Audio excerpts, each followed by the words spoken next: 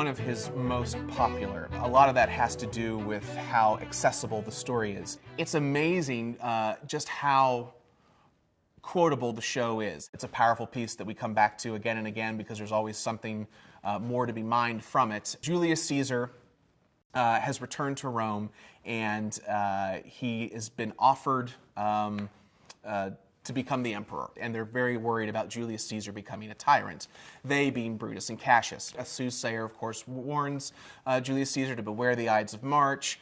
Caesar wakes on March the 15th, and his wife tells him, don't go to the Senate today, I've got a bad feeling about this. As the assassins come to take him to the Senate, they play on his vanity, which succeeds for them, and so he goes, and they assassinate him. And Brutus is the last cut, of course, with Et tu, Brute. Their great fear following the assassination is how quickly they have to make sure that they get the people of Rome on their side and understanding what they did. And part of that involves Mark Antony. Mark Antony was beloved of Caesar. He's young. People like him. They ask him to be on their side, to listen to them.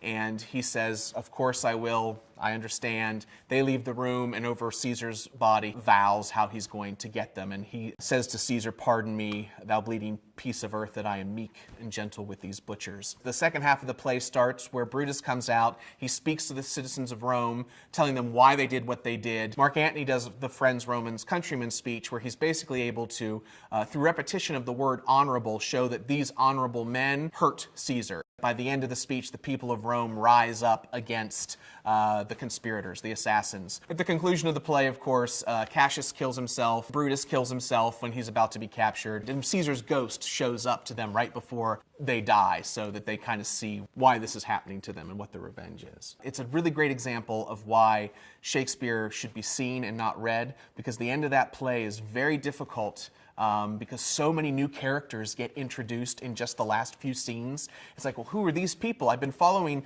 this certain group for the last 2 hours, and in the last 30 minutes, I've got 20 new people to deal with. Who's who? The production that sticks with me the most is the one from 2005 or 2006, the World War II one. Brutus is, of course, wearing his 1940s military wardrobe. As Caesar's ghost comes to visit him, Caesar's actually in a toga, so you get this very classical-looking murdered Julius Caesar walking into a more modern context. The contrast of those two worlds side by side was visually stunning.